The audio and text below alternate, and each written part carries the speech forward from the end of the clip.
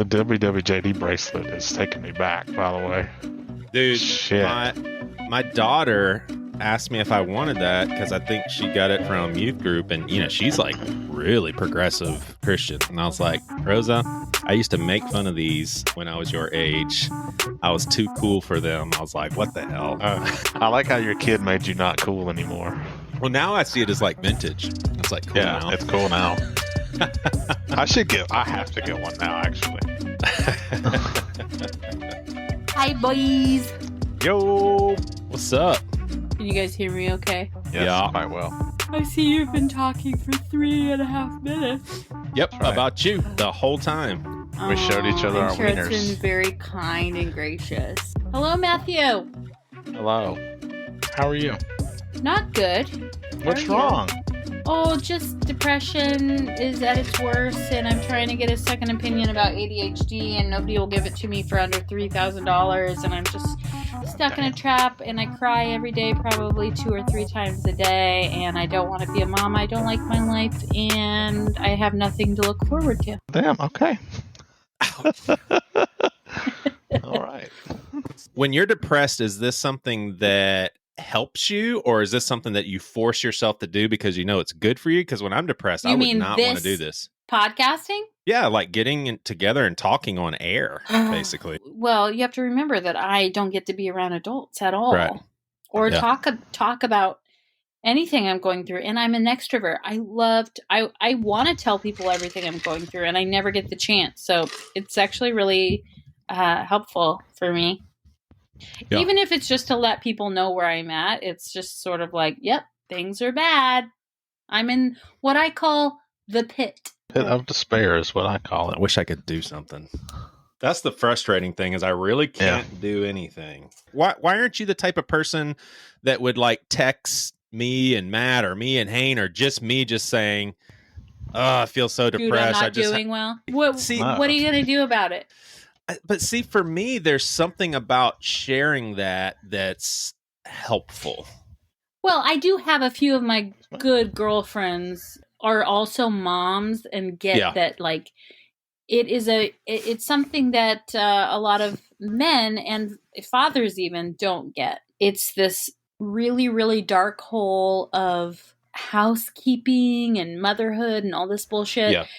And then there's the whole purity culture thing on top of it. It's like we all got into this because we thought it was like the right thing to do, and it was supposed to be such a blessing. But now we're like low key, just like housekeepers when we never get to clock out. It's terrible, and I wouldn't wish it really on anyone. You're saying if it wasn't for purity culture, you probably would have gone after a career and just taken a different approach to life? Well, that and also an ADHD diagnosis would have helped too. Yeah. A lot of people feel that way that came out of purity culture. They feel trapped. Yeah. I mean, I see it all the time because I grew up the same exact way. I got married early, except I didn't want kids, and I was very careful about not having kids. But thank God you didn't. Right?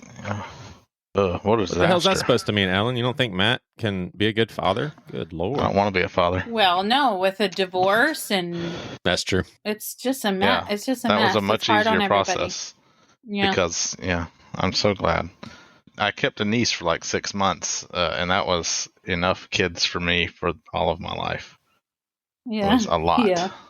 Yeah, it's a sacrificial thing. Like, we talked about like when you get married, you sacrifice certain things and you become like, you almost like die to yourself. Or maybe that's Mars Hill language, but no, I definitely think the church But sets you up to be very codependent on one Yes. another and not And take with responsibility kids, for your own mental you really health. have. This is important for me to say, just so I feel validated. But I haven't slept through the night, like gone to bed at night and then woke up in the morning in 6 years. Whoa. God. And God. it is so bad, you guys. I'm not living my life. I'm surviving my life. I think about how sweet things will be when I'm old. I'm not even 40 yet, and things are real bad and real sad. Yeah. I will say this, Ellen, and I can say this from experience. The stage of parenting that you're in is true. It's true. it is just too much for anyone. Like I remember the best advice that someone's ever given me was Chip Judd when we were in the weeds at the same stage as you and 4 kids. And he's like, dude, all we knew how to do was just to get to the next day. It's like, there's no other advice but surviving. I have not been taking care of myself at all. And I've just been like, it's just really bad and gross. And I want health insurance so bad so I can go get diagnosed. You don't have health insurance? We were poor enough last year to get state health insurance, which is awesome. We don't have to pay for it this year, which is a really, really huge blessing. But also, you can't pay for mental health services really at all unless you're willing to wait 3 months at a time and then blah, blah, blah. I have really good health insurance through Obamacare. Is that what you're on? You got it on the marketplace, though, where you're paying separately? Yeah. It's like Cole free, and though. Oh, because you don't make very much. Even when I did make more, it was still free. And like the most I've ever paid for it was like $23 a month. It's fantastic insurance too. If you don't make enough, then awesome. Free almost everything except for mental health stuff. But if you make more than $1 over the certain amount, then you are too rich for it. And you have to pay, like Cole and I have to pay $800 a month just for the two of us to have health insurance, which is too much. I mean, then if we pay for that, then we're way too poor to even, it just doesn't make sense. It's a loophole and I hate it. I wish there were like a stages. Set up. Yeah. Kind of created to fail. Which is why we should all have free healthcare. Stephanie, what's up? Thank you for waiting. All good. I was thinking about before getting into this episode, I changed my mind and I want the whole episode to be about whether or not women should be able to speak at church ever, just for any reason. No, never. I mean, they wrote the female apostles out of the canon for a reason. Right. At the Council of Nicaea. Who cares that Jesus appeared to women first and appointed them as apostles? Like, yeah, who cares about what he did? Did you guys read the article about the woman who did her thesis on the 2 different Marys? Oh boy. Mm-mm. Oh shit, I have to send this to you guys. I'm not really into this stuff, but this woman who was doing her thesis it was like the first time that all of the original scriptures were digitized, and she was looking at the original scriptures, and she was doing this whole thesis on Mary of Magdalene. I'm obsessed with Mary Magdalene. Okay, well then you will really enjoy this, and I'm going to botch it, so I'm not going to explain it too much. But the point is, they found that some of the pronouns had been changed, and they realized that the Mary who was with her sister Martha is a different person. Okay, I have to send it to you. It freaking blew my mind. They discovered that Magdalene was not even a town on the map at that time, so it wasn't where she was from. It was a title that was given to her by Jesus, which meant tower. She was Mary the Tower, which was like a really, really important thing. I almost gagged. I was so excited. I'm going to keep talking. I mean, can you even imagine, like, maybe Jesus wanted women leaders from the get-go? So, Stephanie, what I would love to do is, I was telling these guys how much I like you, and I know so little about you. What's your interaction with evangelicalism and your voice and all of that? I don't think you're too interconnected. And I would love to hear how you got to where you're at now. I'm pretty sure the 4 of us, by the way, Matt, Stephanie, Matt, you were already talking to Ellen. Matt, you can speak for yourself, but I'll just go ahead and say, has deconstructed all the way out. Why are you hanging out with a bunch of Christians? And why is this so interesting to you? It's like, we can never shake this. It doesn't matter. Yeah. It's all you want to talk about. You still see the world through that. I think I've told you before, I have the curse that's all I can really think about. There's always some part of my attention going to the idea of God, and has been since I was like 13, and I can't turn it off. So I just engage with it in the healthiest way I know how, and I guess that's with you right now. So, and you're more gospel than a lot of Christians. So I'm a hardcore gospel lover. I do love the gospel. I just think we get it wrong. So, Stephanie, how were you brought up? I was brought up in Baptist and non-denominational churches in the South from Arkansas. My parents are with the Navigators. Have you heard of that ministry? they met at a Navigator thing in the 70s. It's where they got married immediately, had me immediately, that sort of thing, and were always with the Navigators all while I was growing up, but just hardcore church, evangelical flavored. We lived and breathed it, and I really feel like I grew up in a cult now that I'm looking back at it, and I always had deconstruction-y questions. Like at church, I'd be like, why is the pastor bragging about his new Cadillac he got? And I'd want to put it in the offering plate when they would like put the comment card. My parents were like, no, don't do that. So I always had that. I would always ask questions, but I also was kind of down with the idea of God. And I saw just a lot of stuff. I grew up in an abusive home. I was raised by abuse survivors, who found Jesus through the Jesus movement, didn't have resources or therapy or maybe inclination to look into how to heal. It was 70s. I'm 47. I'm old. So I remember just from a young age having a strong sense that God being real and telling me they're not doing this the way I want it to be done. Like, this isn't love, but this is love this is what love looks like to them, but it's not real. Like, I just remember from just one of my earliest memories has that sort of presence in the background. So I think that really helped me. Dang. So as a child, yeah. You were hearing from God in that regard. Yeah. That's cool. Yeah. I feel like it. I know. I feel very #blessed for that, because I do think it saved my life. Like, I was diagnosed with depression when I was 13. And I know now it's because I didn't want to live, because I was in this really restrictive environment that wasn't loving. I don't think I really grew up in a Christian home because there wasn't forgiveness and love, and there was always the threat of being cut off. And that's very standard to me now that I know, looking back at just how it works. That's how the church works. It's fundamentalism. It needs to be black and white, and everyone falls in line and just smiles, When did you go from that environment to screw that, I'm out of this? Like, I don't want anything to do with this. I never did. I never fully. Well, I mean, I mean, the environment that you were in. I'm not saying God. I'm saying that sort of upbringing, the fundamentalism. When was the wrestling done? And you're like, I'm not having anything to do with that. No, it was never done. It was constant. I just remember hating going to church, and I was thinking today about Vacation Bible School and what torture that was. Did y'all hate Vacation Bible School too?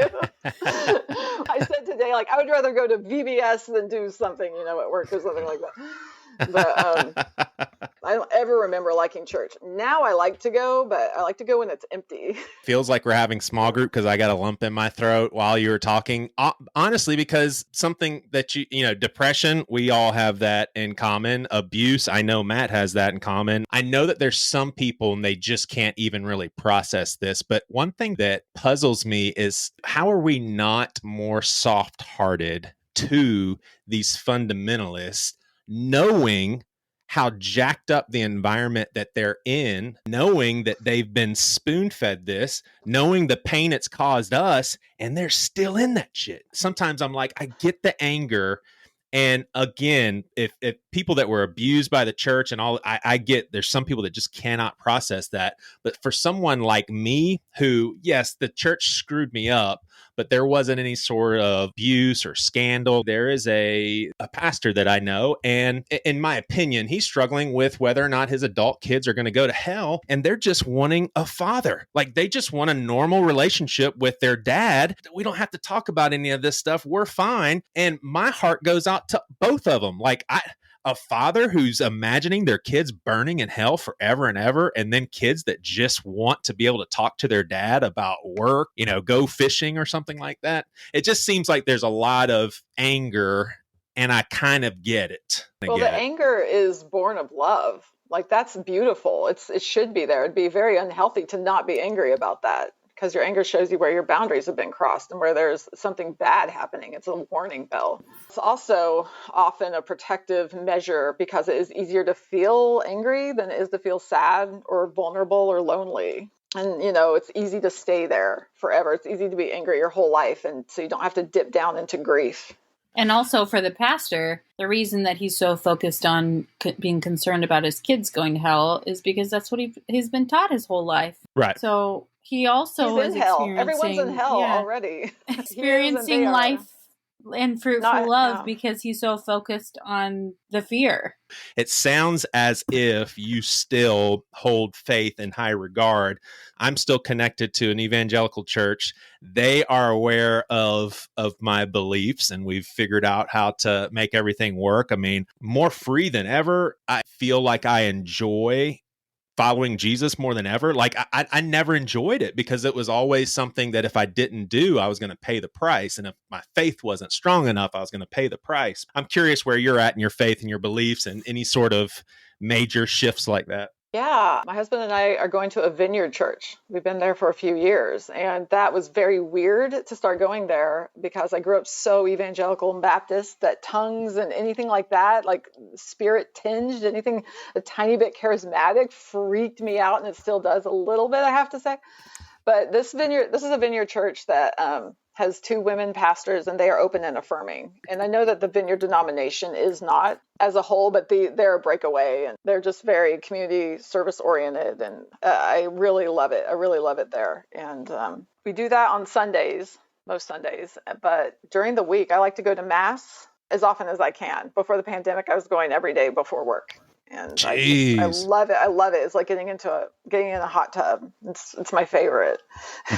Stephanie, are you in Seattle? Yeah. Are you talking about St. Mark's? St. James.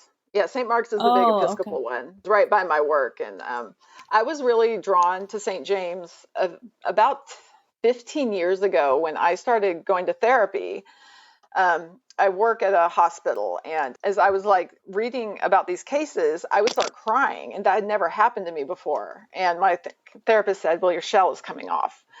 I'm like, I need to find a way to deal with this, so I can still do my job and not be this mess, But I just was really overcome with grief for these people. Like something was coming, like scales were falling from before my eyes or something. And so I started on my lunch break going to this Catholic church. And I felt a little bit like naughty because I grew up being told like the Catholics worship Mary and saints and you can my parents would like rather me be atheist than Catholic. Same. So same. I felt like, but I was so drawn to it, and I like felt kind of like, ooh, this is kind of fun. I'm being bad. I'm going to the Catholic church, but I was honestly like pulled to it like a tractor beam. I felt like so much peace there, and I started like noticing the statues, the images of Mary, and I would just ask her, "Can you be a mother to these people?" And that was my earliest experience in the Catholic Church, and I just love going back. You get a kick out of this. So I was Catholic up until the 3rd grade, came from a Catholic family. Well, my dad was even a Eucharistic minister. I mean, we were heavily Catholic, and there was a priest that came. He was a guest priest. He came for one Mass, pretty much straight up said, if you're not a Catholic, heaven is not for you, sort of thing. And so, I mean, my dad is pretty resolute. It takes him a while to get to a certain place, but we came home and he was like, that's the last Mass we will ever attend. Well, my grandparents had just had a conversion and they were going to a Pentecostal church. So we were visiting that church a little bit before we left the Catholic Church. And so I was like a 4-year-old, and the priest would raise his voice a little bit and I'd go, hallelujah, amen. And like the nuns would turn around like, what in the world is going on right now? Wow. Oh, man. My brother is Orthodox, and they actually pray to saints, which I was... cute, though. Yeah. I have a lot of Orthodox adorable. How adorable that's for so a sincere little boy. And precious. That's great. So intercession, you were about to say something about intercession.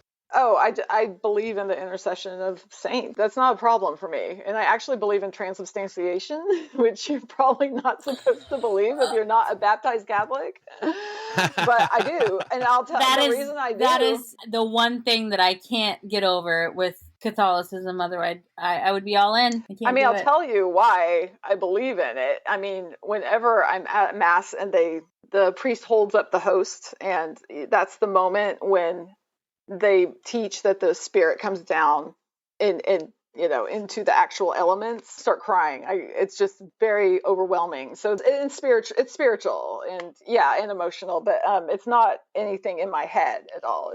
I'm with you on that. I can't explain it, and I don't expect anyone to believe it. So, Matt, we talk about this stuff a lot. And I know you well enough to know that you're with three people that you like, respect, you're having fun listening to. Is there a part of you that's just like, damn it, I wish I could believe a little bit? He's baiting you, my dude. Yeah, he is. I haven't had communion in a very, very long time, and the idea behind that is really beautiful. And it's not anything I've been able to experience kind of since I stopped believing. So I'm very jealous of that. That's okay. Stephanie, we know a lot of the same people. I looked you up, and I thought you looked really familiar, and I think we've interacted on Facebook before. So, but we know a lot of the same people, so I may send you a friend request. Awesome. The one time that I went to a mass, I was refused communion because I was not Catholic. And that made me feel really frustrated. That makes me so angry, and it's one reason I won't become a baptized Catholic, because they refuse it. They refuse Eucharist to people. They don't let women be priests, and they don't affirm gay people. Horribly abusive. It's horribly against Jesus' teachings.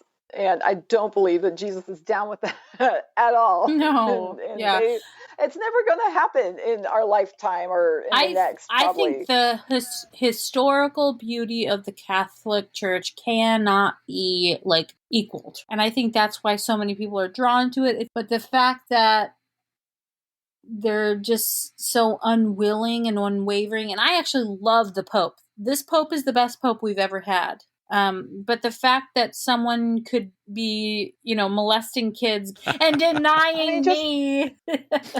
Thank you. Exactly. Like, who the do they think they are? Yeah, it's very exclusionary. And I will take the Eucharist if they don't know that I'm not a baptized Catholic in their parish. I do too much daggum generalizing, but it seems like a lot of people that believe strongly about some of the things that we like, let's just pick on the gay people, like all of us being affirming, that is a big deal to us. Most people would be like, I ain't going to no mass. Are you kidding me? They don't affirm gay people. How do you process that? You're pissed at the very people doing the mass that you love. Yeah. Well, and I'm pissed because I love them, and I think they're very wrong. I'm there for me. I'm there to meet God. I also know that God is everywhere, so I don't need to go to church, but there's something about it I love if I have the energy for it. I'm so tired on Sundays. I'm exhausted from church every Sunday all my life. That's exhausting. We need a break. That's so mean that they make us do that. How are we supposed to observe the Sabbath? It's like throwing a big log in the mechanics of your Sabbath to have to go to church. It's the worst. But I love seeing the people, so I'm just listening more and more to, do I feel like going this place today? Have you been through a season, Stephanie, where you just didn't go to church for a long time? I guess I'm in one right now. We haven't been this summer, and we miss it, and we want to go, but it's just we're tired. It's hot. I just came out of that similarly, and we just started going to Redemption Church in Green Lake. It's in Seventh-day Adventist church. So they use it on Saturday. We use it on Sunday, but it's so beautiful, and there's no lights, and there's no show, and it's so sweet, and the community is so sweet, and I'm just feels good to finally. I'm so glad for you. I know. Oh, that's great. That's so great. I still don't want to go. I know. It's and Zoom that doesn't matter. I love them. It's just effort. If I didn't work, maybe. Yeah. And I have a 2-year-old and a 6-year-old. So Stephanie, tell us a little bit about the snub by Christianity Today, the work that you were doing. I actually am not super familiar with Fake Driscoll. I think it was actually, didn't they shut it down? He took it down. I remember it was around the election. It got finally taken down, without cause. Stephanie, you were my hero. Oh, thank you. Well, I started that in 2008 or 9 because I was in group therapy sessions with women who were going to Mars Hill, and I didn't know too much about the church. I had been to one church service in 2006 or something. We were going to Presbyterian PCA church at the time, and everyone, horrible patriarchal, disgusting marketing bullshit going on. Everybody that I know that went to that church has left. So painful. No one can harm you like the church can, in those instances, because it's like your family. I had an instinct about Mark Driscoll that I didn't have about my pastor, which I should have picked up But anyway, when I first went to Mars Hill, I'm like, what is going on? This guy is a dick. I can't believe he just said that from the pulpit, you know. He said, like, it was in the Ballard location, and Mark Driscoll, like, riffed for 90 minutes and bragged about wine and knowing wine, and everyone's just hanging on to every word. But the thing that really bothered me was that he said that the husband should, or the wife should agree to have sex with the lights on if that's what the husband wanted. And I'm going, I had had enough therapy at that point to know how many women and men in the audience had been sexually abused, and like how, you know, you're absolutely re-traumatizing a ton of people, like setting it up for that by saying that. So that's as much as I knew about Mars Hill. Then I started. That's all you needed to know. That's all I needed to know. And then a few years later, I was in group therapy, and these women were coming in shaking, like trembling. And they go, I'm not supposed to be here. I go to Mars Hill. I signed a covenant that I would never get counseling from an outside source. But I just wanted to kill myself. I had a job and I loved it. And then I got married, and the church said that I needed to quit my job and have a bunch of babies. Now I have these babies, and I'm so depressed, having just like really severe mental health stuff across the board. Mark is talking about how you should not be on antidepressants because it's just part of the trendy Seattle culture. Yep. When they went to the pastors at Mars Hill, they would tell them, you need to submit harder to your husband and pray more. Mm-hmm. Lean in further. Yeah. And so it was just really obvious to me that, like, what better way to destroy a family than to attack the mental health of a parent in this way. Before you came on, Ellen, it seemed like you were making a similar connection. I mean, when you say purity culture, you learned that from Mars Hill, correct? And you were kind of connecting your current depression and your view of your current life setup, attributing that to how you were brought up with purity culture. A little bit. Like, Mars Hill was my adulthood, really. I went there from my early 20s to my mid 30s. There's the purity culture that comes with being an adolescent and a teenager and learning, like, sex before marriage, all that kind of stuff. And then there is the, like, wife grooming type of purity culture, which is what Mars Hill really was for me. What I was saying, Stephanie, before you got in here, one of the reasons I'm not doing well now was because I am a mom of 2 little kids, and I shouldn't say this very loud because they can hear me. Go ahead. No, please do. But I know because of the kids. I got it. I'm like, we could take it. People need to hear your story. Stephanie's like, your kids need to hear it.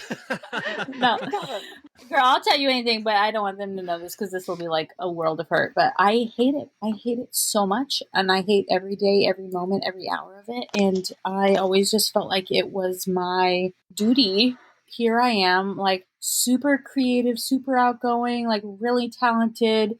I am in a hole of despair because this is what I chose for myself, and I chose to be a mom, and not to say that my husband is like, he's working so I can't work. It's just like, that's how things work themselves out. He can make more money than me right now. So I've been stuck for 6 years just in this despair, like, spiral. And it is all because I was fed this idea that once you have a great marriage, you want to build a legacy. The legacy word was used so much at Mars Hill. And this idea that you want to just, like, build this sort of, like, empire of, like, leadership, and you're going to... I can't think of a more prideful concept than worrying about your legacy. Like, I can't think of anything more self-centered. No, but I never thought about it like that. I thought for sure, like, you want to build a legacy for your kids and have wonderful teaching and save some money for them and, like, have great grandchildren. But I didn't know that I was being groomed to make more kids for the church. And so now I have kids who I love with all my heart, which is the up part, but I can't get out now. It's the worst thing I've ever done. Okay, yeah, maybe I'll give you my number if you need to talk, or we can meet up or something, but I get it. Yeah. And also, like, again, like I said, like, I'm trying to get diagnosed with ADHD so I can get some help. And I'm not functioning. I am making sure that they don't have poop on their buttholes and they have food in their mouths. And that's it. That's literally it. And I'm trying to make sure nobody kidnaps them. That's also it. You're doing great. Thank you. You're doing amazing, Ellen. Yep. I would have killed him by now for sure. So You're doing way better than I ever would. I know. Oh, It's How old hard. are yours, It's Stephanie? real- They're 17 and 20 now. Okay. oh. Yeah. I know, right? See, Well, that's there's a whole coming. different set of shit coming up for me. I'm so glad I've been in therapy this whole time because Yeah. Oh, I just want my clothes to, I just want to not be yelled at every day and my it doesn't clothes stop. being pulled at. Like, I don't want to That doesn't physically, stop. I don't want to physically touch my children for a little I while. know. No, I'm like, please snuggle with me, and they're like, Oh. so that's where we are. So we don't get an opportunity to talk to you, obviously, as much as we all talk to each other. So go into it as much or as little as you want, but how does depression play into your life now, if it does? Like a good friend of mine, she's been through all this as well, and she was saying the other day to me that she's like, I'm going to stop calling it I was sick when I was sick or when I had my breakdown. She's like, that's when everything broke open for me. And I was able to see that it was just everything, every cell, fiber of my being saying enough. This is not how you're supposed to live. It's just a severe wake up call. And, I've been there. I haven't been hospitalized, but I could have. And I've, been medicated for many years. I've been off all of my meds for maybe 5 years now, and it coincided with like making strong boundaries with family. Yeah. Wow. Who were just really steeped in their fundamentalist beliefs, evangelicalism, no relationship, everything's behavior, but you don't talk about anything, and they didn't want me around because I wanted to talk about feelings.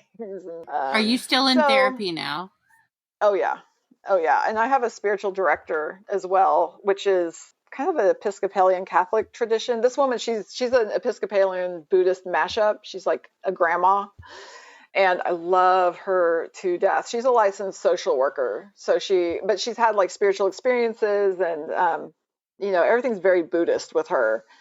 I really believe, or it resonates for me at least, that I chose to incarnate in this way with this set of circumstances in order to learn certain things I wouldn't have any other way. That really resonates for me. I don't think it conflicts with Christianity, although, don't tell that to my fundy relatives, but I've never felt better. I'm not medicated anymore. And I think it's just because because my depression was screaming at me, get these toxins out of your life. You're poisoning yourself, sweetheart. Mm-hmm. Yeah. So for you, your depression was really situational, like chemical imbalance. It's chemical. I do think it's chemical because it runs in my family. My great granddad committed suicide during the Depression. Like there's stuff like that on both sides. And I'm really aware of that. But I also think that dysfunction runs in the family. And I'm like, no, I'm not teaching my kids this. My therapists have all said not very many people do that. Like they just would rather go with the flow and stay medicated or just, wall it off. But I'm more like, I want to feel it. I want to talk about it. We're so similar, Stephanie. We're like the same. But you have you have adults and I have kids. Little children. When I was going through that when I was at my sickest, here's the biggest shocker. And now being on the other side of it, I'm still surprised. All of that crazy religious, fundamentalistic, OCD, batshit crazy stuff came back. And I'm like, it have to. I'm that like, makes perfect sense to me. See, it doesn't to me. You didn't fall back into it. You were cleansing. It had to come up and get aired out. It's called skimming the fat, Joey. When you make soup, you everything comes to the surface and you skim the fat. Gotcha. Y'all, I was literally sitting in the living room with my parents. They had the TV on. I'm staying with my parents because I'm in that bad of shape. Didn't want to be around my family. And I was probably getting up every 10 or 15 minutes to go into the bedroom and say some sort of sinner's prayer. And again, I'm shocked that I fell back into that, but and I think what I've really been mourning a lot, and it's weird because I haven't ever been sad about this until this year. And I know for sure when I trace back to my childhood, I can put the pieces together and I can recall when my mental health started to slip. It was when we were transitioning into a Pentecostal church. I loved that church. I wanted to go to that church. but the theology was polluting me as I was drawn to it. I mean, Sundays were like my favorite. Now, part of it was because I had a big crush on a girl there, but still, I loved the whole thing. They did community pretty well. So it was like you're getting some of that good stuff, but... You just described why people are so MAGA. It's like they create a community. It's all fear-based. It's very exciting for them, but they all now have a bunch of new fears. Yeah. I look at my son and I am seeing how I would have been had I not been polluted by all that, because he was not. He is he is super outgoing, good with adults, and he loves school. I didn't like school because I was afraid of kids that cussed. I didn't want to be involved with extracurricular activities. I didn't want to go out for the basketball team. I wanted every minute to either be at home or youth group because that was safe and that's where the good people were. Joey, it's really starting to make me, it really is making me sad. I really am not mad. It's just so saddening. It's just really Joey, sad. You I don't know if anybody's ever told you this before, but you deserve to have therapy when you were a kid, and none of us really got that. Right. You should have had therapy when you were a kid. Here's the thing: when people have back then. Yeah, right. when people have a fundamental belief in hell, and this, I truly believe that if hell is a reality, then we need to mess people's minds up, whatever it takes to make them afraid not to go there. If it's real, we should. You've already been there, bitch. It's real because you were there. Right. No, I agree. Yeah, I agree. That's true. No, I agree. I'm just saying, if you believe in this place where you're tortured mentally or physically forever and ever and ever and ever, I would do any and everything to try to keep people out, even if it seems toxic here on this earth, anything to keep people from, going there. But yeah, I'm with you. I mean, I don't believe that's how things pan out. Well, that's what you're doing with this podcast. You're trying to raise awareness and community so that we can talk about this and eliminate the hell that is believing something like that.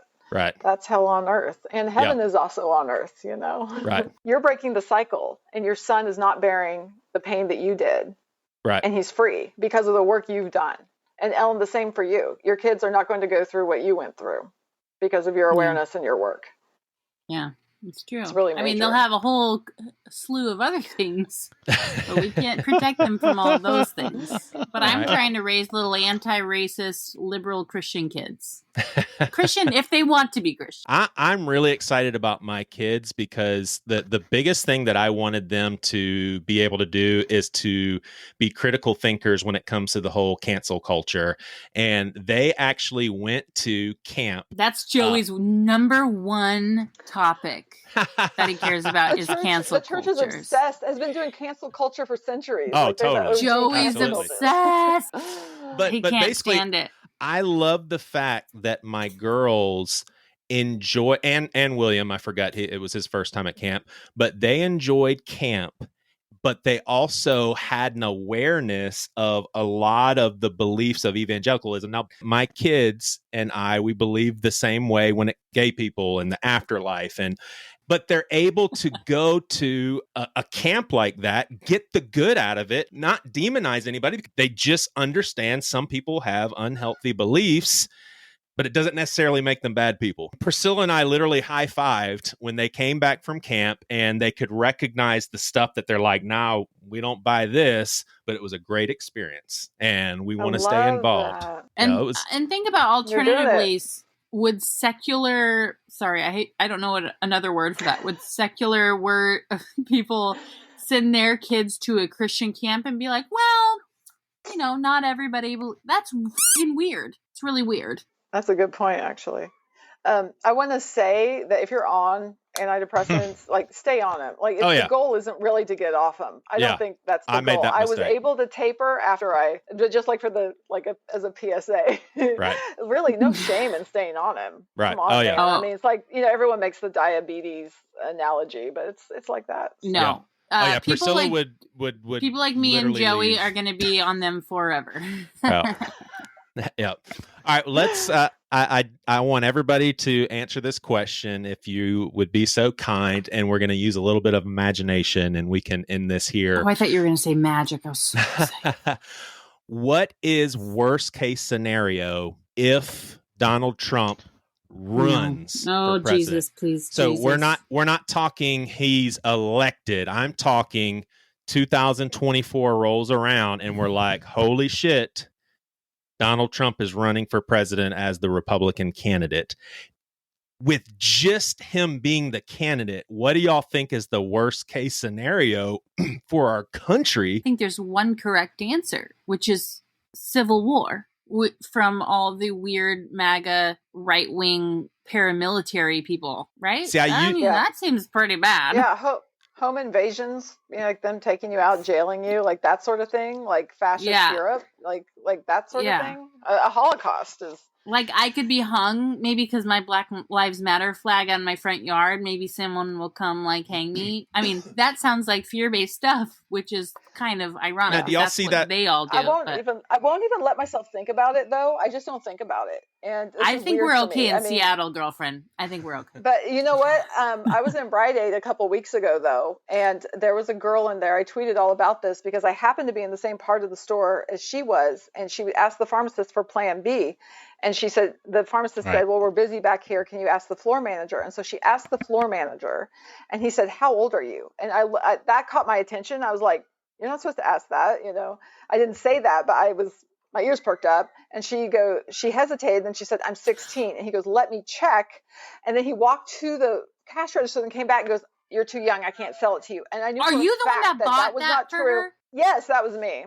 Because I just read happened that tweet. I didn't know that was here. That was here in Seattle, just like 3 weeks ago. Shit. And I tweeted it, and people are like, "I'm glad I'm in a blue state." I'm like, "I'm in Seattle, and it can happen here. It can happen anywhere." But I, talked to the headquarters of Rite Aid, and and so I got it. I told her, I was like, "Wait outside," and I bought it for her, and then. I was like, can I give you a hug? And do you feel safe? She's like, oh no, get out of here. Yeah, right. She's like, you're saving my life right now. And I just asked if she felt safe. And I almost gave her my phone number, but I'm trying to be better with boundaries. But yes, yeah, I was just going to say. It's so terrifying because when you said we're in Seattle, we're safe. I've just lost any kind of feeling in that way. But there's a book that has helped me so much. And I'm a bit of an evangelical about it. Because I actually read it the night before Roe v. Wade was overturned.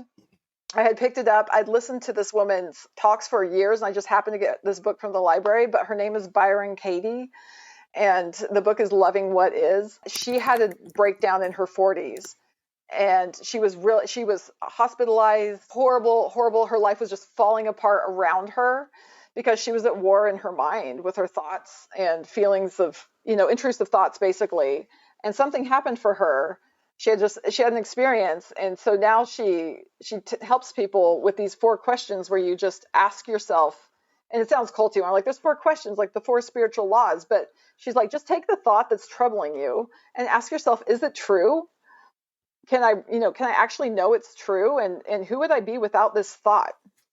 And is there a way I can turn this around? So I just want to say that after I read that, everyone in my family has commented that I seem to be doing better and I'm lighter and happier. And I really think it's because it's not like she is this guru who is a saint and we need to follow only Byron Katie, but it's like it's a helpful tool to be like, my negative thinking, like I have these deeply carved neural pathways veering towards negativity.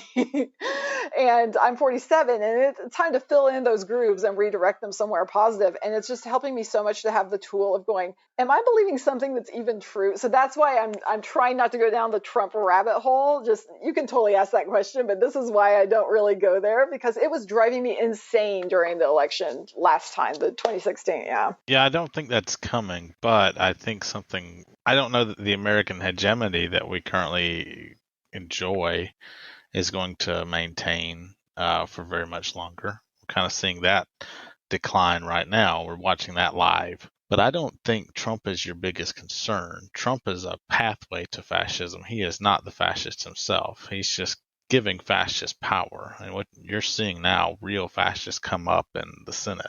And I think we're going to see a new party come up that's like ultra fascist. I think the Republicans that go into this new party that's forming around the Trump era, the America First Party, which I think is what they'll probably call it, That's what you should be afraid of. That's what's coming there. The Democratic Party is not going to do anything to make it better.